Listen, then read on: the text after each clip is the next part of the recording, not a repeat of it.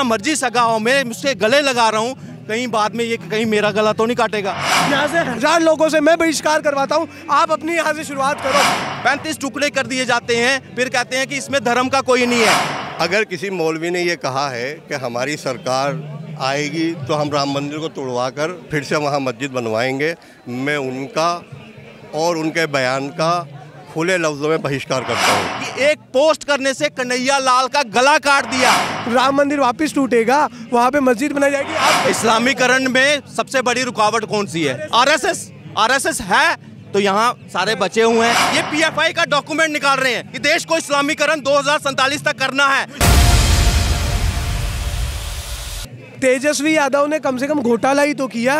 मान लीजिए, उन्होंने तो भारत के 22 करोड़ मुसलमानों को तोड़ दिया।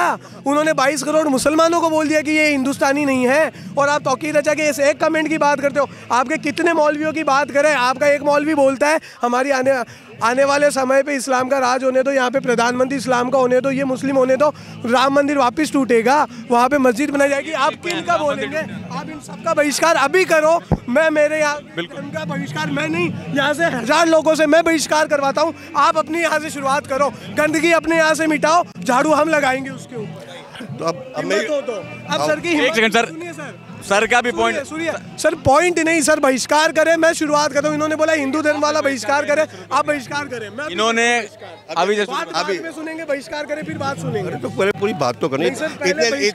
ऐसा कैसे हो जाएगा? क्यों सर? क्या आप मेरे कहते? एक सेकंड ले लेता हूँ इनका।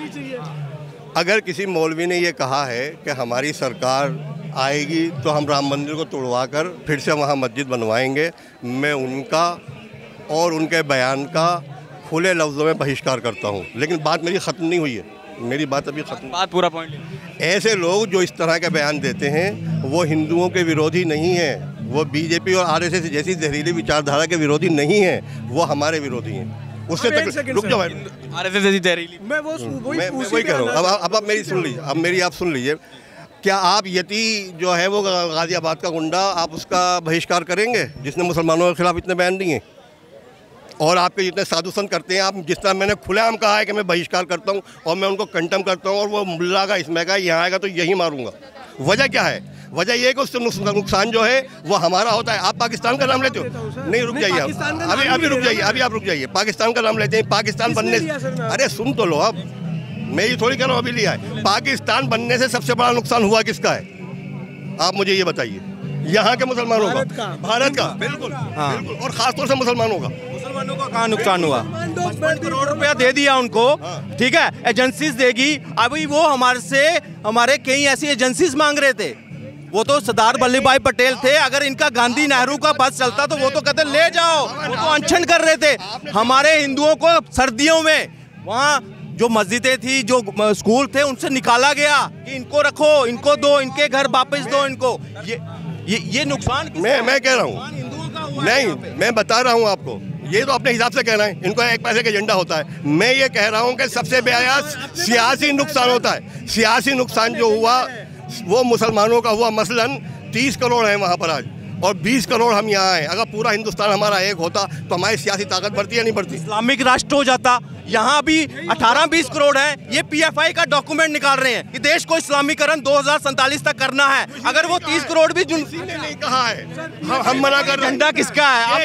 ये सारा किसका है? एजेंडे इनके हैं। ये सर, पीएफआई को फंड कौन देता है? क्या हिंदू देता है? क्या हिंदू के मंदिर से फंड जाता है? नहीं, पीएफआई को फंड इनकी मस्जिदों से जाता है, इनके मदरसों से जाता है, इनके मुस्लिम भाइयों से जाता है। तो सर कौन कर रहा है ये काम? फिर ये हमें बोलते हैं। और जहरीली विचारधारा की बात, सर आरएसएस जहरीली विचारधारा होती ना। आरएसएस वो था जब चाइना का युद्ध हुआ, वहाँ पे जब फौजी मरे पड़े थे, वो लोग चोट खा रहे थे ना, तो आपका वक्फ बोर्ड या आपका कोई मदरसे से कोई लोग वहाँ जाके उनकी सेवा नहीं की? आरएसएस के लोगों ने वहाँ आरएसएस को जहरीली विचारधारा वाले देखिए, इस्लामीकरण में सबसे बड़ी रुकावट कौन सी है? आरएसएस है तो यहाँ सारे बचे हुए हैं। अगर वो नहीं होती, इनको लगाम नहीं लगाती सरकारों को, पिछली सरकारों को भी, तो अभी तक यहाँ कुछ और आपको दिख रहा होता। ये अब मानेंगे नहीं। आपने क्या बिहार की न्यूज़ नहीं सुनी? एक रिटायर्ड दारोगा ने पूरे डॉक्यूमेंट रिलीज कर रहे हैं उसके लिए, उसके समर्थन में कई जगह प्रोटेस्ट होते हैं कि पीएफआई बैन नहीं होनी चाहिए। आप एजेंडा चलाओगे जो भाईचारा यहाँ बना है उसको तोड़ने की कोशिश करोगे, एक दूसरे को शक की निगाहों से देखने पे मजबूर करोगे। इससे पहले क्यों नहीं था हिंदू मुस्लिम? बताओ पूरी बात। क्यों नहीं था हिंदू मुस्लिम? आज क्यों करना पड़ रहा है? क्यों एक आम आदमी जो मेरा पड़ोसी है, 20 साल 50 साल से मेरा पड़ोसी है, आज मैं उसे शक की नजरों से देख रहा हूँ? क्यों?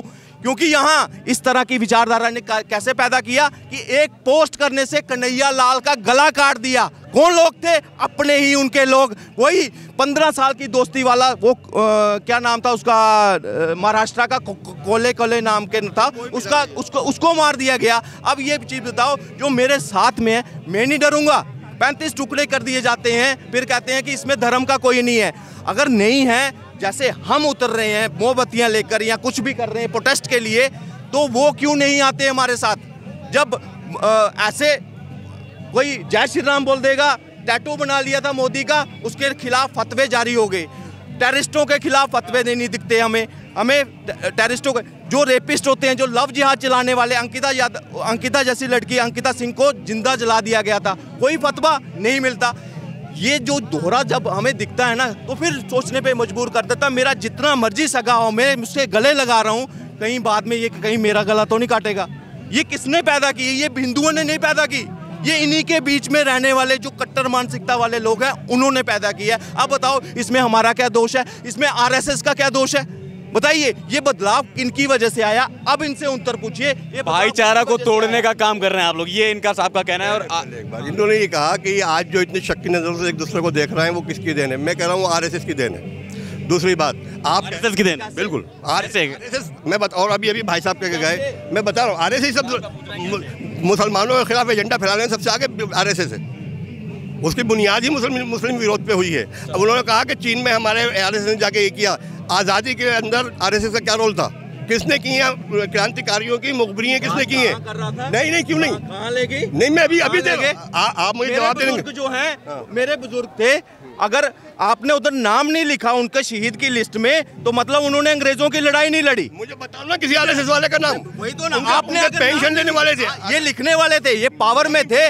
वीर सावरकर को इंदिरा गांधी का लेटर लिखा हुआ है कि हाँ, ये जो है मतलब उस वक्त इन्होंने पूरा योगदान दिया आजादी के लिए, इनको वीर सावरकर कहा गया था। अब उनको मानेंगे? उन्होंने नहीं कहा था, सावरकर ने अपने आप को खुद ही वीर कहा था। कहीं अगर किसी और ने कहा हो तो बता दो। देखिए, यही तो ना आधा अधूरा ज्ञान। इंदिरा गांधी ने लेटर लिखा था या नहीं किया था?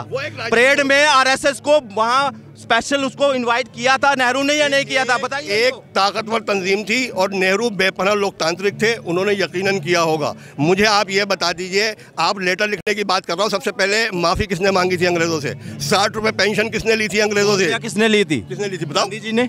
पेंशन नहीं, बिल्कुल नहीं मिलता था। नहीं, मैं उनकी बात, गांधी जी ने कभी पेंशन नहीं दी। झूठ, यही है, ये इन लोगों की बुनियाद है। झूठ इतना बोलो, इतने कॉन्फिडेंस से बोलो कि सब लोग खामोश हो जाए।